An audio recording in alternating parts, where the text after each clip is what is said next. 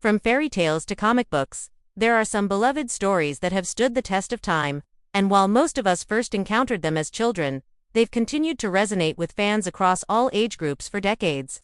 But what if we took these stories and characters and put them in an alternate universe? What if Sleeping Beauty tangled with Venom? Well, let's find out. It's me. Welcome back, Nerd Squad, to another episode of Sleeping or Screaming, where we ask the question, should you stay in your bed at night and read the comments or scream into your pillow? Before we start, make sure to hit that subscribe button so you never miss an episode. Now let's jump into it. Sleeping Beauty, the classic fairy tale as old as time itself. It follows a young princess whose life is thrown into chaos. After pricking her finger on a spinning wheel and falling into an eternal slumber, only a kiss from a handsome prince can break the spell, but he must brave the wrath of an angry witch to save the princess from her cursed sleep. In Disney's version, the curse was cast upon the princess as a child by the aforementioned evil fairy, Maleficent, who was not invited to the christening. While the story has been adapted multiple times, with notable renditions by both the Walt Disney Company and the Brothers Grimm, the core remains the same. The main character is a sweet and innocent princess who is doomed to die, but instead enters a magically induced coma.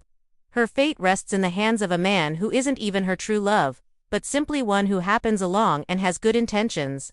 Now, imagine if she did fall asleep peacefully in a tower but was ripped away in the middle of the night. The story of Sleeping Beauty has been told countless times, but what if we turned it on its head and made it more nightmare than dream? Let's say that one fateful night, just as the clock struck midnight and her transformation was due to begin, she heard a loud crash outside. Then came heavy footsteps. Suddenly, the door burst open and a creature unlike any she had ever seen before stepped inside. It was tall and red with black tendrils coming out of it and dripping something viscous onto the floor. If you're thinking, wait, why does it sound like he's describing a certain symbiote? You'd be correct. This interloper was none other than Carnage, aka the new villain in town, who happened to be the offspring of Venom and a serial killer named Cletus Kasady. As I mentioned last week, when we did our Venom vs. Harley Quinn episode, Carnage is known for his unpredictability and sadistic tendencies. He murders people for fun, joy and amusement, often leaving calling cards behind to taunt the police. So when he stumbles into the room of Princess Aurora, better known as Sleeping Beauty, he's shocked to see such a beautiful girl fast asleep in her bed. Thinking on his feet, he decides to take her somewhere else to play with her later. After all, how could anyone resist the urge to harm such a lovely maiden? Of course, given that he's a psychotic murderer, he probably thinks he's doing her a favor by ending her life. After all what he tells poor Mary Jane Watson when he kidnaps her and takes her to a church to wait for the arrival of her Uncle Ben, only for him to arrive too late to save her. And now he's decided to do the same thing to Princess Diana. But before he can get any further, though, she wakes up, startling Carnage and giving him a chance to look at her face properly. For a moment, he actually stops, stunned by her beauty. Maybe taking a human life isn't going to be so bad after all. That is, until she gets scared and tries to escape. Now, Carnage has dealt with quite a few strong-willed women before, including She-Hulk, who was actually able to hold her own against him. But will he let Sleeping Beauty stand a chance? Most of the time, when it comes to fighting female opponents, Carnage tends to go in with full force and doesn't hold back. He'll try to intimidate them, but that doesn't always work. See, Carnage's strength really lies in his ability to psychically torture his victims as much as physically hurt them. Sometimes he'll play with them first, enjoying their fear and despair before striking the killing blow. Other times he just goes straight for the jugular, so to speak, and attacks with everything he's got.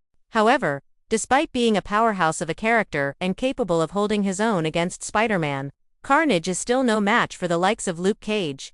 But sometimes it's not about strength, rather strategy.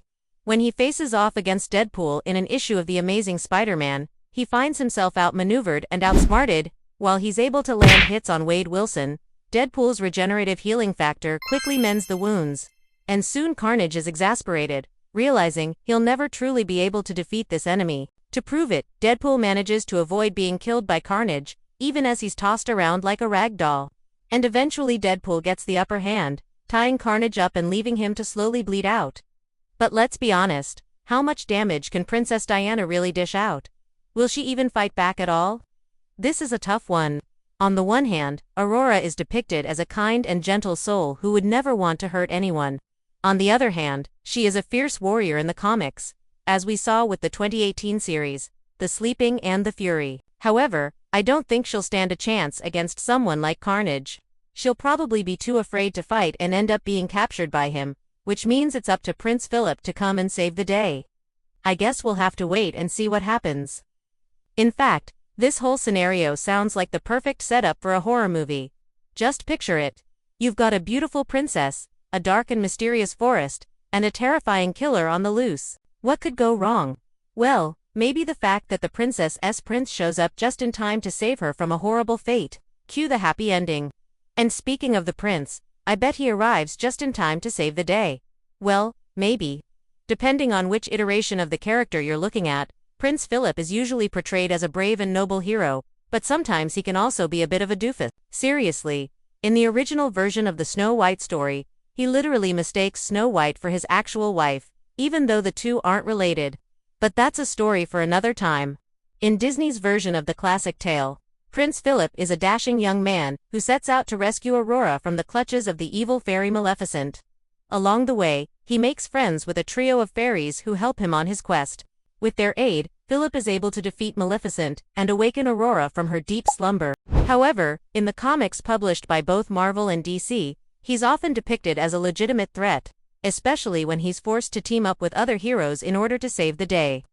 One example is the 2018 event that saw him team up with a number of other heroes in order to stop an army of undead creatures from taking over the world. Another great example is the 2020 series that focuses on his relationship with his father, King Hubert. They're both sent to Spidey Island after being infected by the island's carrion virus, but they end up bonding over their shared experience. Philip is also incredibly skilled when it comes to combat and swordplay. In fact, in the comics, he's considered to be one of the best swordsmen in the kingdom. Of course, he's also got a trusty steed by his side, a majestic white horse named Samson.